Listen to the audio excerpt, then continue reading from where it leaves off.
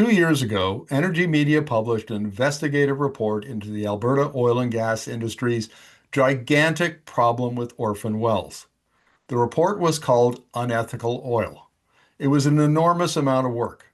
I interviewed around 50 experts, dug through old Alberta Energy Regulator reports, read technical studies and data, and when I was finished, I was appalled.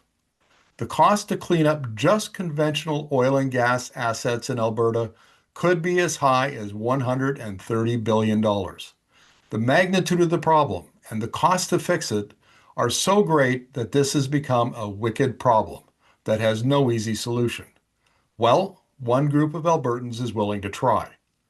On May 27th, the Coalition for Responsible Energy filed a formal request for reconsideration to the regulator asking to increase the annual levy on the oil and gas industry to 862 million from its 2025 level of 144.5 million.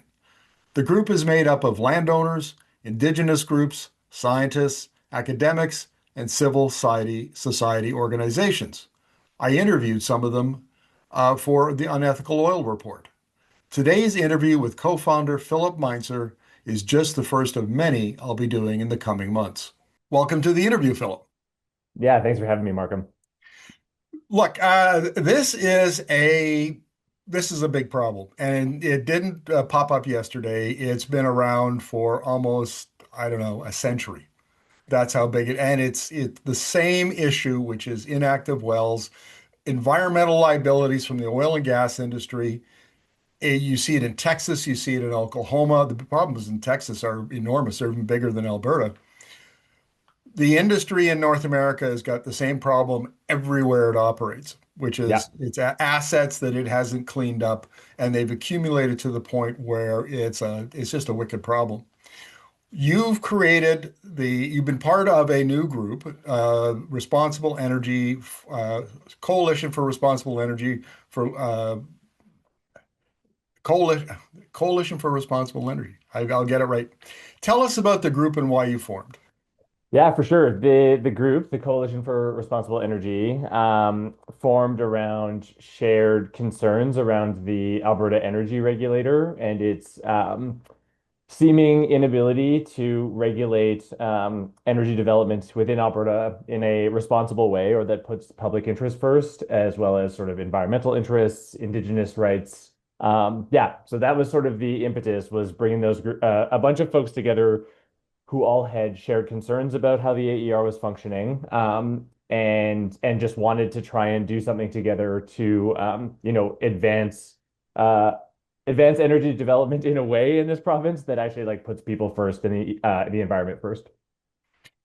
I would modify that a little bit and to say, because I know I've interviewed almost every one of the members of your group, and I would say it's to force the industry to abide by the rules that are on the books, that are the Yeah. laws that are set down by the provincial government and are supposed to be enforced by the Alberta Energy Regulator and are not. I mean, it's Mark Doran makes this point all the time. Play by the rules and we don't have a problem, but they don't play by the rules.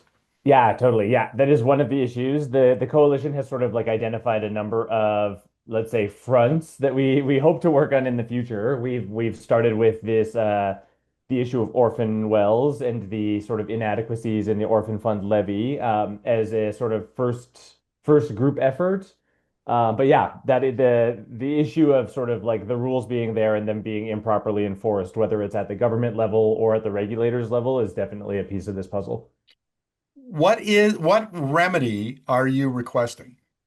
Yeah, okay. So I mean, in this case, the filing that the group made this week was a reconsideration request to the Alberta Energy Regulator, asking them to reconsider and change their decision on the this year's orphan fund levy. So the every year there's an annual levy that's set, and that's essentially a charge that goes out to all of the players in the conventional oil and gas industry across the province. And it's a essentially a shared fee across the industry that's supposed to pay for orphan well cleanup. So those are That's infrastructure, oil and gas sites across the province that have been essentially, companies have gone bankrupt and left them. And they've been transferred to ownership at the Orphan Well Association, which means that the Orphan Well Association is responsible for cleaning them up. They the AER then sets the levy that is supposed to, ensure that industry pays for cleanup, but they consistently fail to do so at a level that would actually cover the total cost. So we are asking the AER to reconsider its latest levy, which was 145 or 144 million, because the actual, like the most recent numbers we have out of the Orphan Well Association are in the tune of 860 million. So the AER is essentially setting this levy that's going to cover less than a quarter of actual cleanup costs. Based on the work that I've done in the past, I would suggest, and I know that many of I'm sure all of your group members would agree with this. The odds of the AER granting your request are almost zero. This is a captured regulator. It's confused the public interest with the interest, and it's done this for decades, and it's now just the status quo. Nobody even questions it. So they're going to turn you down almost certainly. How long do you think it will take to get a decision, and what would the next step be, assuming they turn you down? Yeah, for sure. So there's kind of a two-pronged approach here. The submission that went in yesterday, or actually I believe it was Monday evening that Mark sent it, but the on the reconsideration request side, that's like a process within the AER for it to review its own decision making. And I don't have a good sense. I've been involved in one of those previously, and often, from what I've heard, folks who do file a reconsideration request may not even hear back from the AER, like they might not even acknowledge it. So, not sure exactly on the timelines there. Um, Previously, like I'd been involved in a reconsideration at the AER that, took maybe a month, not for a decision, but for them to decide whether they wanted to actually open a reconsideration process. Like we had made the submission, the AER decided that it was worthwhile, that there was merit there for them to open up the process. That's part one. And then part two is actually about a month ago, Mark had also submitted a similar challenge, but it was a regulatory appeal, which had to be done within a specific time frame, a 30-day window from when the AER set its annual levy. So that went in about a month ago. And on both of these fronts, we'll see what the AER says. The idea is that if and when the AER makes a decision, depending on what that decision is, then maybe we appeal that decision and it becomes more of a court battle going forward. But yeah, right now we're still waiting to hear what the AER says. Okay, so the AER is we're assuming that they're not going to grant your request, or if they do, they'll grant it and drag it out, and you won't get the remedy that you're looking for. I think we can assume that. And then if that takes place, you're suggesting that there will be a legal challenge to the AER's decisions? Yes, yeah, that's the angle. I don't actually have the full legal grasp. Mark sort of knows exactly the next steps in terms of like what the appeal would look like, but yeah, that's how things would play out. You may not have an answer to this, Philip, but I'll ask it anyway, and that is why nobody sued the AER over this before. I mean, if this was in the United States, there would have been some environmental group like Greenpeace or whatever who would have taken the governments to court. And in fact, that's what they're doing down in places like Texas and Oklahoma. They're suing the governments and the regulators. And any thoughts on why that approach hasn't been taken before? Yeah, I think that's a good question. I wonder if a piece of this is so alongside our submission and alongside sort of the launch of the coalition yesterday, Drew Uchuk actually drafted for our coalition sort of a new briefing or backgrounder on sort of the history of the orphan program and how we got to the problem we're seeing today. And if you look at that report, I think it started the Orphan Well Association, which is supposed to provide sort of this estimate of the total remaining cleanup costs on their books any given year.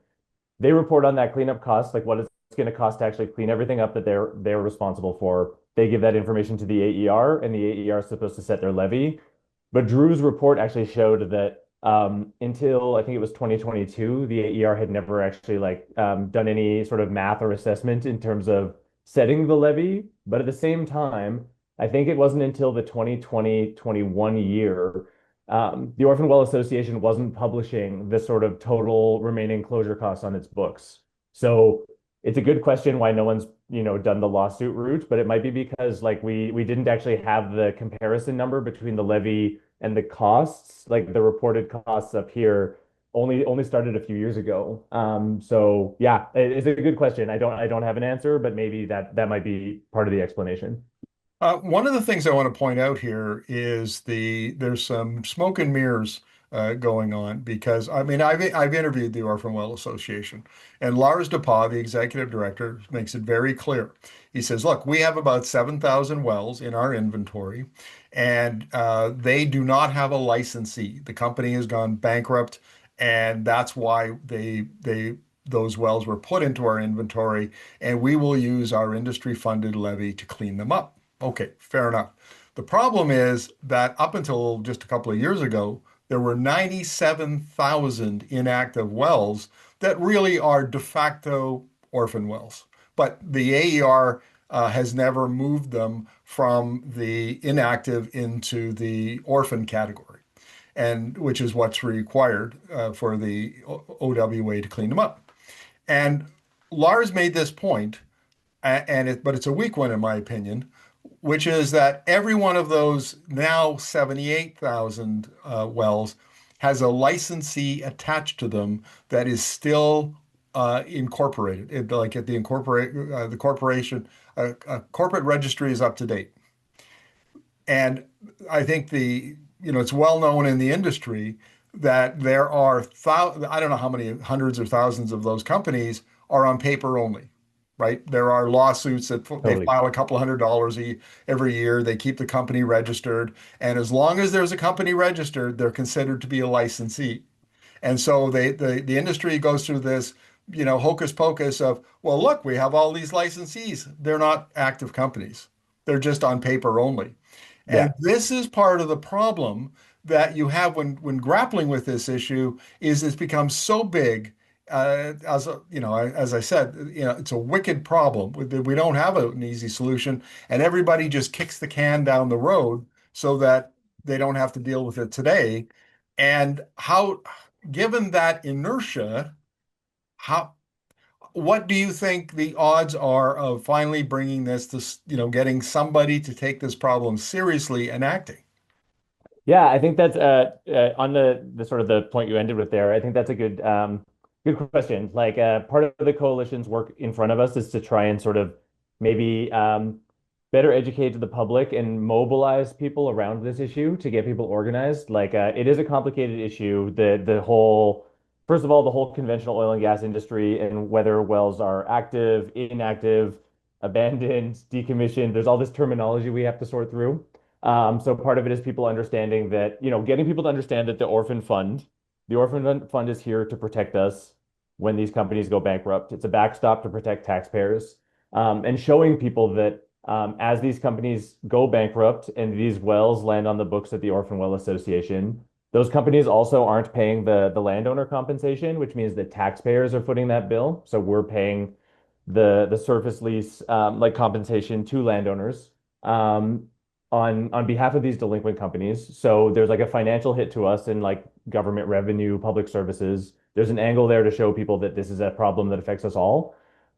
Oh, Yeah, did you I want to want say to make something the first, point Markham? is that that number, which I know Mark Doran and Dwayne Popovich, who are in your part of your group, have mentioned to me is, it can be 50, 60 million a year where the government pays on behalf of oil companies that we never hear that in the public Totally. conversation. Yeah, and yeah, at least in the like I think Dwight has a number that says he essentially took what he's received in compensation for his Sequoia well, a company that went bankrupt on his property, and just like did just sort of the extrapolated out across other Sequoia well owners, and I think that their they've already received something like 15 million, and I don't know if that's annual or total, but that's still a lot of money that we shouldn't be paying, that you and I, like, or Alberta taxpayers should be paying towards this. Like that's money that companies owe. So that's a way to sort of bring more people along on this issue. But you also flagged the idea of these um, like shell corporations, these incorporated entities that are just on paper alone, so that it looks like these assets or liabilities, these wells have a licensee attached, and that's a huge issue. I mean, even if you look at the AER, if even if like okay, first we have to trust their numbers, but if you look at the AER's website, they have um, a table that shows the number of companies across the industry that are in different levels of sort of financial distress, and so there's 100 companies right now that are considered in high financial distress, and they hold, I think, just over $2.3 billion worth of cleanup liabilities. And so, uh, if we don't do anything to collect that money up front and make companies pay beforehand, that all that 2.3 billion is going to end up at the Orphan Well Association at some point. These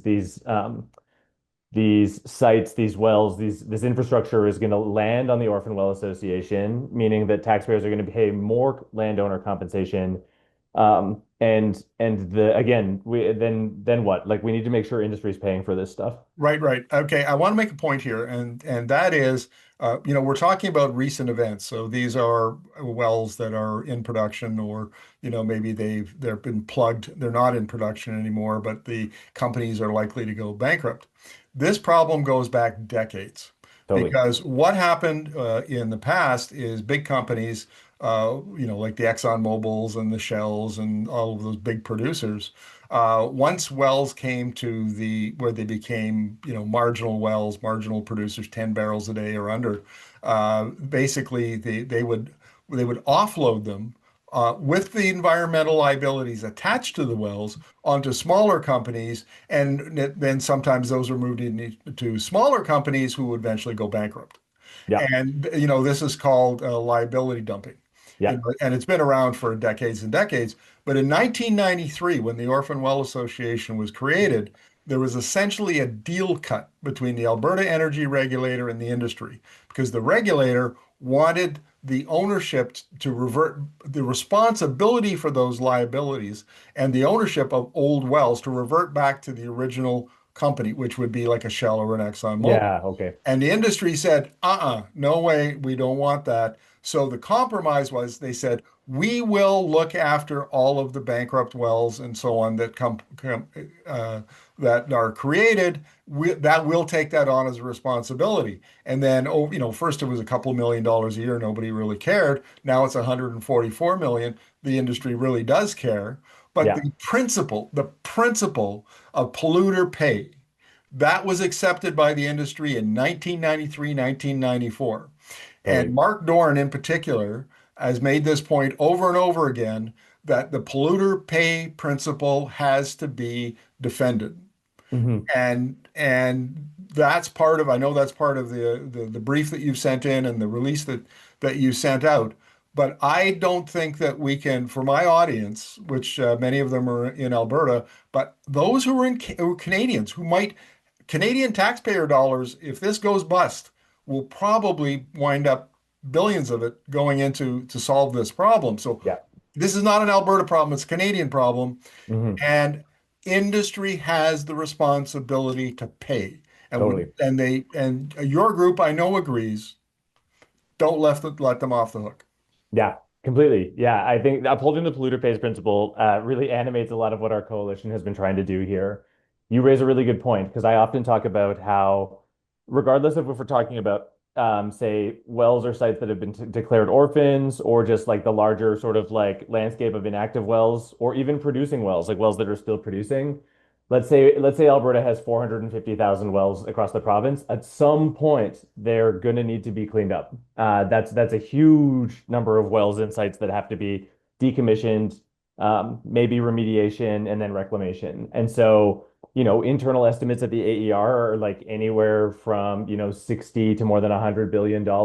And if we don't get the money from companies to pay what they owe, then that falls on taxpayers in some capacity. I mean, even we're talking about an Alberta problem here, but Canadian taxpayers have already paid. Like the federal government gave Alberta a grant to do some of this cleanup a few years ago. So it's impacting people elsewhere as well, like not just here in Alberta. But yeah, I think that's a really good point. The total cost is only going to grow as more of these companies go under.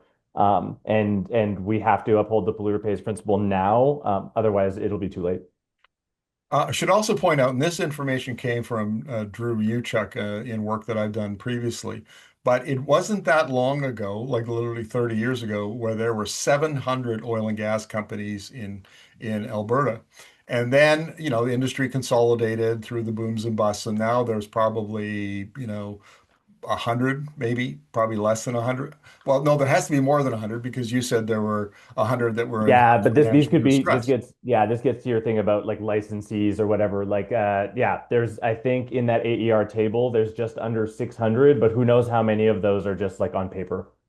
Yes. So Yeah. the number, if you, the AER actually publishes production information, and what you find is that the big companies, the Conoco, not the Conoco, Cenovus and ExxonMobil, which Imperial Oil and Suncor and so on, produce far and away most of the oil and gas, and tourmaline, for example, in gas. Mhm. They produce the bulk of the oil and gas in Alberta. And then there's this slew of little companies that, are kind of eking out a living, producing much smaller amounts. They're the ones that are in financial distress. And given the consolidation, the changes that are going on in the global oil industry, and the Saudis are now, opening up the taps and probably driving down prices again, there is going to be a flood of bankruptcies and uh, wells and other assets, because it's not just wells. There's gas plants and there's pipelines and there's all kinds of stuff that are involved in these big numbers, tens of billions of dollars that we're talking about. Yeah. Yeah, I think that's a good point. You made the comment about big players doing liability dumping onto the smaller players. But they did, they made this agreement. They made this deal that the whole industry, the conventional oil and gas industry would cover the orphan levy, like would pay for the orphan fund. So that if those small players went bankrupt after liability dumping happened, at least there would be money to clean this stuff up. And I think it's important to think about what's happening right now with the orphan wells in the context of other things happening in Alberta at the same time. You mentioned, let's say some like all of these wells, you say a bunch of these companies are going to go bankrupt. All of that stuff ends up on the books of the Orphan Well Association, which means industry is supposed to pay for that. Um, Industry doesn't want that. Like the big players don't want that to happen. They don't want to have to pay for this. And so we're seeing right now in Alberta this push for this new mature asset strategy, which was drafted by David Yeager, who's an oil patch consultant, who's now special advisor to the premier and an AER board member. Anyways, he's wearing too many hats. But he's drafted this mature asset strategy, and one of the recommendations is for Alberta to create a new special purpose entity. It's kind of like a crown corporation that would buy up junk assets or junk wells, all these sites from companies when they don't want them anymore, regardless of whether they're inactive or what they call marginally producing. So wells that aren't producing enough that's maybe profitable. Which would, if this actually goes through, it allows industry to bypass the orphan fund entirely. The orphan program was designed as a backstop to protect taxpayers. Companies agreed that even if the smaller players would go bankrupt, that the industry would still share those costs. And if the mature asset strategy or any of its recommendations get passed, um, the concern is that that would just like completely violate the polluter pays principle. It allows a sort of bypassing of the orphan fund, of the orphan program, meaning that taxpayer money, like government money, would be used to buy up all of these junk sites that companies don't want anymore. They get one last little payout, and then they get to dump us with the liabilities. Yeah, that's exactly right. And we're going to be talking about this issue a lot more in the coming weeks and months because it's such a big problem that overhangs not only the industry in Alberta but also the government and taxpayers. Yeah. And then there are health issues and environmental issues that we haven't talked about. But I want to close out our interview with this comment, Philip, is that this is only a small part of the industry. The conventional oil and gas and the conventional oil industry in Alberta only produces 500,000 barrels a day. The oil sands produces 3.2 to 3.5 million barrels a day. And as the environmental liabilities, the volume of it, the cost of it are equal to or exceed conventional. So as bad as this is on the conventional side, it's also really bad on the oil sand side. Put them together, and it's a titanic problem. So Totally. we're going to leave it on that at that note. I'm sure we'll be talking to you more about this in the future. Thank you very much, Philip. Yeah, of course. This has been great. Thanks for having me, Markham.